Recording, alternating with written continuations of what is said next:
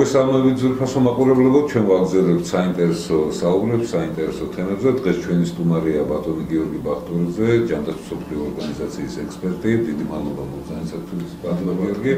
დღეს ძალიან საინტერესო თემებზე ვისაუბრებთ მომავალ თაობაში, მოზარდებში, ბავშვებში, ახალგაზრდებში არსებული სიტუაცია ჯანმრთელობის კუთხით, ცხოვრების ჯანსაღწევზე და იმ პრობლემებზე, რომელიც მცირე ასაკიდან მოძდებს ჩვენს ახალგაზრდებს. მერწმუნეთ, პრობლემა ძალიან ბევრია, სამწუხაროდ ჩვენი დამოკიდებულება პირადი ჯანმრთელობის მიმართ ჯერ კიდევ კრიტიკულია ის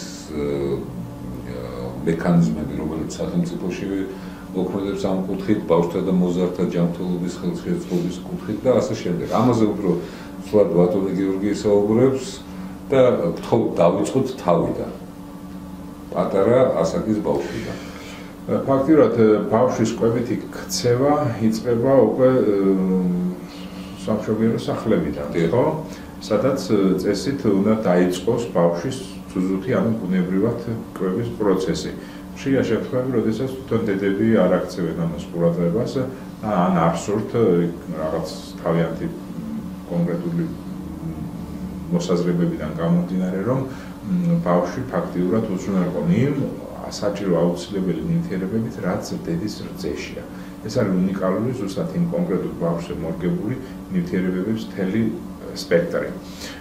ამიტომ მე ყველა დედას ან მომავალ დედას მოუწოდები, რომ ყველა შემთხვევაში თუ რაიმე განსაკუთრებული სამედიცინო უჩვენება არ არის, აუცილებლად ზუზუთი კვებოს ბავშვი. მინიმუმ 6 თვე მაინც. 1 წელი არის მნიშვნელოვანი. მაგრამ თუ რაიმე ესე ვთქვათ პრობლემები აქვს დედას და ასე შემდგომ 6 თვე მაინც რომ იყოს ბავშვი, იმიტომ რომ ბავშვის იმუნური სისტემის ჩამოსაყალიბებლად ამას აქვს განსაკუთრებული მნიშვნელობა. ამავდროულად თუ ღრმად ხდება ამოვლება რძის, მას მოყვება ხოლმე უკანა კედლებიდან ომეგას სხვადასხვა ასე ვთქვათ ცხიმი, რაც ასევე ძალიან მნიშვნელოვანია ბავშვის დაგანვითარებისათვის. შემდგომ უკვე გადავდივართ კვებაზე, ჩვეულებრივ კვებაზე და კვების ქცევის ჩამოყალიბების პროცესში მნიშვნელოვანია ბავშვებს დიდი რაოდენობით ყურფუნთუშეული არ მივცემთ და არც ერთ შემთხვევაში 3 წლამდე ყველანაირად ვეცადოთ, ყველანაირად ტკბილეურთან დაკავშირებით არ გქონდეს ბავშვს შემხებლობა. ადრე მაგალითად იგივე სამშობიარო სახლებში იყო ესეთი პრაქტიკა, რომ ბავშვი როდესაც დაიბადებდა, შაქრის ესე ვთქვათ ნატეხს ჩაუდებდნენ ხოლმე, ან რაღაც სიროპს მიაწოდებდნენ, ვიდრე ძუძუზე წავიდოდა ისა და აღმოჩნდა მეცნიერული კვლევა ჩატარდა, რომ აი ასეთი ბავშვები მიდრეკილი იყვნენ დიაბეტისადმი. ეს არის საკმაოდ ესე ვთქვათ დადასტურებული ინფორმაცია. ამიტომ არც ერთ შემთხვევაში შაქრით, განსაკუთრებით შაქრით გაჯერებული საკვები არ უნდა მივცეთ ბავშვს. 3 წლამდე თუ ამას მოვახერხებთ, იქნება ძალიან დიდი საქმე ამ ბავშვის ჯანმრთელობისთვის გაკეთებული. უნდა დავტვირთოთ, რა თქმა უნდა, ბურღულეულით შეიძლება, რა თქმა უნდა, რძის პროდუქტები, რა თქმა უნდა, რძის ნაწარმი და შესაძლოა რა თქმა უნდა ხილი და ბოსტნეულით გაჯერებული. უნდა იყოს მათი რაციონი, როგორც ნებისმიერ ადამიანის. ანუ ბავშვის ქცევა ფაქტიურად ჯანმრთელობითი კვებითი ქცევა იწყება ზუსტად ამ ასაკიდან, როდესაც უკვე ძუძუდან გადადის ბავშვი ჩვეულებრივ კვებაზე. და თუ კი ბავშვი მიეჩვევა უკვე ხილის და ბოსტნეულის სწორად გამოყენებას ამ ასაკში, მას დამერწმუნეთ, რომ შემდგომ უკვე ბაღის პერიოდში ან სასკოლო პერიოდში პრობლემები არ იქნება. აი ბაღზე გავამახვილოთ, ეხლა გეტყვით რა სიტუაცია ჯანმრთელობის ბაღებში წლების განმავლობაში არანაირი სტანდარტი კვებითი არ იყო შემუშავებული. და ტექნიკური რეგლამენტი რამდენიმე თვის უკან დამტკიცდა. ამ ტექნიკურ რეგლამენტში არის გაწერილი რა რაციონი უნდა მიიღოს ბავშვმა.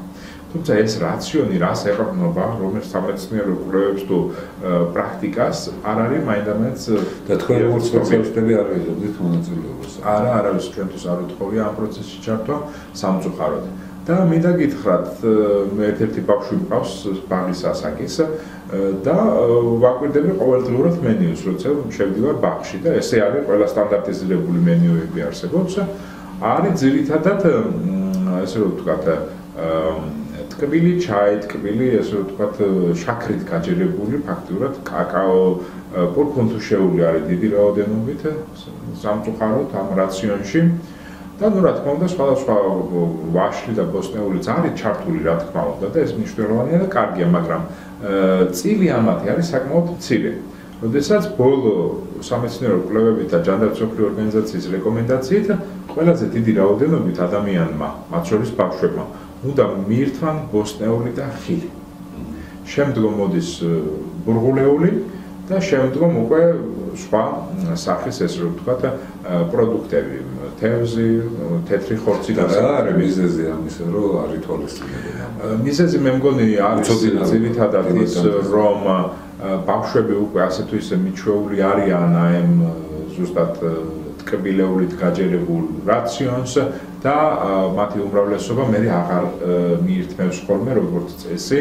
ანუ აქ ოჯახშიც გვაქვს პრობლემა და ბაღის რაციონშიც. თუმცა ამის აღზრდა, რაც ჩვენთან საკმაოდ რთული პროცესია, იმიტომ რომ ყველა უჩივის დაბალ ანაზღაურებას, ყველა უჩივის რომ მე რა ვქნა, თითოეულ ბავშვს თუ ასე ყურადღებით მივუდექი და ასე მივაჩვიე ამას, მე ამისთვის დრო არ მეყოფა და ესეთი დამოკიდებულება არსებობს. ბატონ გიორგი, მოდით ეს ძალიან საინტერესო თემაა და ჩვენ აუცილებლად მივუბრუნდებით კვების საკითხებს. მაგრამ მე ფიზიკური აქტივობა. ხო, მე ერთი კითხვა მაქვს, ძალიან ბევრ ოჯახს აინტერესებს ეს საკითხი. რამდენად არის ბავშვი უნებელ გარემოში? იგივე ბაღში დავანებოთ კვებას თავი და გადავიდეთ ნელ-ნელა სკოლაზე. მე რამდენადაც ვიცი, ადრე მოქმედებდა ჰიგიენური ნორმატივები, დაწყებული მერხით, სკამით, განათებით, განიავება, ჯდომის კულტურა და ასე შემდეგ და ასე შემდეგ, რომელიც მე მგონი ახლა მოშლილია. ვინმე არსებობს რამე კონტროლი ამ კუთხით? კონტროლი იარსებობს. კიდევ სტანდარტი ალბათ თქვენ მშობელი ხართ და იცით ძალიან დიდი ამბები ატეხილი, რომ დაუშვათ პატარა ბავშვები ეზიდებიან ყოველდღიურად უამრავ წიგნებს, ძალიან დიდ სიმძიმეებს და აი ამ საკითხებზე. ის რაც ოჯახებს აინტერესებს.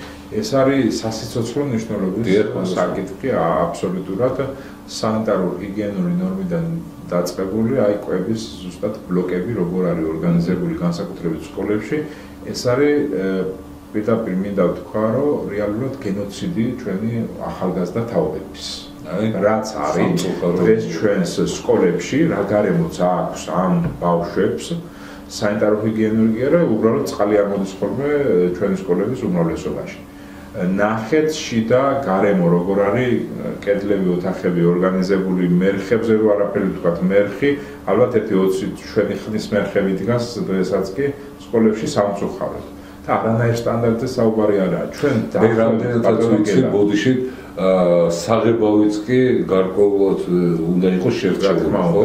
10 წელია ჩვენ ინტენსიურად ფაქტობრივად ყველა სახელმწიფო მმართველის პერიოდში ქონდა ურთიერთობა თანამშრომლობა განათლების სამინისტროსთან, მაგრამ ვერ მივახციეთ იმას, რომ ჯანსაღი სკოლის სტანდარტი შეიქმნას. დაინერგოს, აქ არის ძალიან ბევრი ბიზნეს ინტერესები და სახელმწიფო, ხო, მაგრამ როცა ჩემი შვილის ინტერესია და როცა ჩვენი მომავალი თაობის ინტერესია, უბრალოდ ამორალურია რაღაც ბიზნეს ინტერესებზე გავცვალოთ ეს ყველაფერი. აბსოლუტურად გეთანხმებით, მაგრამ ვერც ერთი ხელისუფლება ვერ მოვიდა ამ ქვეყანაში ისეთი, რომელიც ამ ბიზნეს ინტერესებს ანაცვალებდა ადამიანის და ბავშვების ჯანმრთელობის ინტერესებს.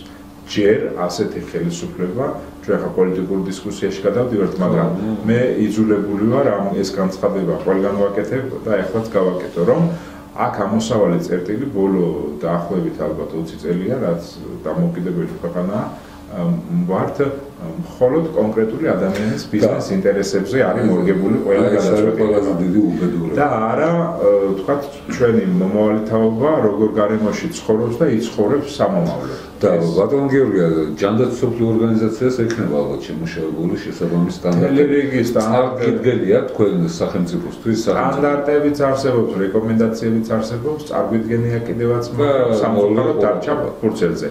ერთადერთი კიდე რაც გავაკეთეთ იგივე ამ პროცესში იყო ის, რომ ისიც ფაკულტატური საგანი განა კურსი ზედა ასე ვთქვათ დამამთავრებელ კლასებში, ვისაც სამედიცინო პროფილზე უნდა შემდგომ გააგრძელოს სწავლა, იქ სასწავლო პროგრამების შემუშავებაში მივიღეთ მონაწილეობა და როგორც იქნა ერთი საკითხი ჯანმრთელობის ხელშეწყობასთან დაკავშირებით და ცხოვრების ჩასახცესთან დაკავშირებით ჩავსვით ამ პროგრამაში, მაგრამ სახელმძღვანელო ისე შემუშავდა, არავის ჩვენთვის არ უკითხავს არაფერი და როგორ აწოდებს ჩვენი პედაგოგების მთელი არმია ამ ინფორმაციას ამ ბავშვებს ღმერთმაც. და ეს მაშინ ძვირფასო მაყურებელობა, როდესაც იგივე ბატონი გიორგი ძალიან აქტიურად იღებს მონაწილეობას სხვა ქვეყნებში ამ საკითხებთან დაკავშირებით, როგორც ექსპერტი და კონსულტირებას უწევს სხვადასხვა ქვეყნებს ამ მიმართულებით. აი ძალიან სამწუხაროდ ფაქტია. რეალობა ის გახლავთ, რომ სახელმწიფოს ამ კუთხით არ აქვს ინტერესი, რომ მინიმალური ინვესტირება მოახდინოს ჩვენი ბავშვების და მომავალი თაობების ჯანმრთელობაში. და ეს ყველაფერი ალბათ უკვე გარდატეხის ასაკში აისახება იგივე ფსიქიკური კუთხით, ფიზიკურად, სკოლიოზები, როგორც თქვით, აქ ტკბილის სასმელებით, ტკბილებულობით გაჯერებულია ჩიფსები და რას ანახავთ, ანუ სწრაფი კვების ობიექტი როგორც არის ორგანიზებული, ისე არის ორგანიზებული ჩვენ სკოლებში სწრაფი კვების ობიექტები. და შესაბამისად ის ჩვევები, კვებითი ჩვევები ფაქტურად ბავშვებს უყალიბდებათ არაჯანსაღ. და რა მაინტერესებს, იცით, იგივე განათლების სამინისტროში არსებობს სპეციალური სამსახურები, სადაც აი ამ საკითხებს განიხილავენ. თუ ეს სტანდარტების შემოერთება სადღაც კულუარებში წყდება ეს. როგორ გითხრათ, არის, მაგრამ რახან პოლიტიკური ნება არ არის, რახან სახელმწიფო არ აპირებს ამ კუთხეს რეალურად ნაბიჯების გადადგმას და ინვესტირების განხორციელებას, შესაბამისად ყველა ეს პროცესი, როგორც ითხრათ, 15 წელი ფაქტობრივად გაჩერებულია. ალბათ ეს ჩვენი ბრალიც არის, რომ ამდენს ვაბედინებთ და როცა საუბარია ჩვენ პატარებზე, ჩვენ შვილებზე, შვილიშვილებზე, რომ აქტიურ პოზიციას არ ვიკავებთ. აი ამ კუთხით თუ ხვდით რამე აქტიურობის საკითხი არის ერთეული პედაგოგი. მეც ახლა ბევრი რაღაცა პირველად გავიგე, ხო, რა თურმე რა სიტუაციაა. დიაბეტის შემთხვევაში დიაბეტი 2 ბავშვებში საერთოდ არ არსებობს ხოლმე, როგორც წესი. მაგრამ ამ გარემოდან, რაც დღეს ჩვენ გვაქვს კვებითი გარემო, სასკოლო განსაკუთრებით ოჯახებშიც მსგავსი ალბათ და ამიტომ რეალურად ჩვენ ვღებულობთ უკვე საკმაოდ სერიოზული ჯანმრთელობის პრობლემების მქონე ახალგაზრდებს. ჭარბწონიანობა მატულობს ყოველდღიურად და შესაბამისად მატულობს დიაბეტის შემთხვევები უკვე ახალგაზრდებში სამწუხაროდ.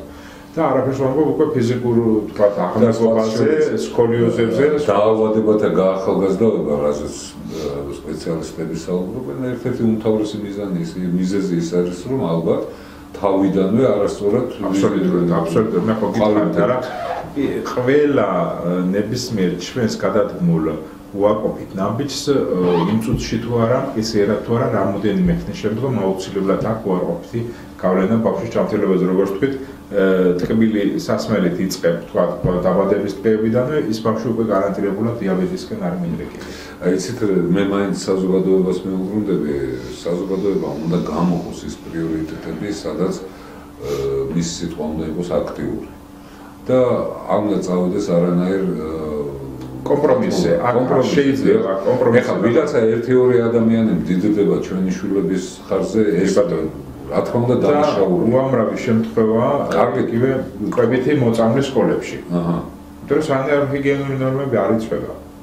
და საკმაოდ ასე ვთქვათ კრიტიკული მდგომარეობა. და არასამთავრობო სექტორი თუ მოქმედებს ამ კუთხით, თუ არის რაიმე მონიტორინგები ამ კუთხით? არანაირი სამწუხაროდ ჩვენ გვინდა ეხლა რომ გავააქტიუროთ ეს თემა და აუცილებლად მე ამას ბოლომდე მივყვები, როგორც გითხრათ, ჩემი კონკრეტული ინტერესია და ალბათ ყველა მშობლის ინტერესია რომ ეს ბავშვი დაცული იყოს, უსაფრთხოდ იყოს და ეს უნარები და ეს ჩვევები ჩამოუყალიბდეს ბაღიდან დაწყებული სკოლის დამთავრებული, სადაც უკვე რეალურად როგორც გითხარით, ამ ასაკში ყალიბდება რეალურად ბავშვების ქცევა. გასაგებია, დიდი მადლობა ბატონო გიორგი, მე გპირდებით რომ ამ საკითხს აუცილებლად მიუბრუნდებით საზოგადოებას, მაყურებლებს კი ვთხოვთ რომ იაქტიურონ, მოგწერონ ამ საკითხთან დაკავშირებით ჩვენ დისკუსიას გავხსნით ამ თემაზე, იმიტომ რომ ეს ძალიან საჭირო და ძალიან მნიშვნელოვანი თემაა და უახლოეს ხანაში გამოვაცხადებთ იმ ინიციატივებს, რომელსაც ჩვენ ტელევიზია ბატონი გიორგის მხარდაჭერი და თანადგომით ამ მიმართულებით განახორციელებს. ნამდვილად ეს ის თემაა, რომელსაც გამოც ღირს შეწუხებაც, მუშაობაც და გააქტიურებაც. უღრმესი მადლობა და თქვენ ამ ინტერესის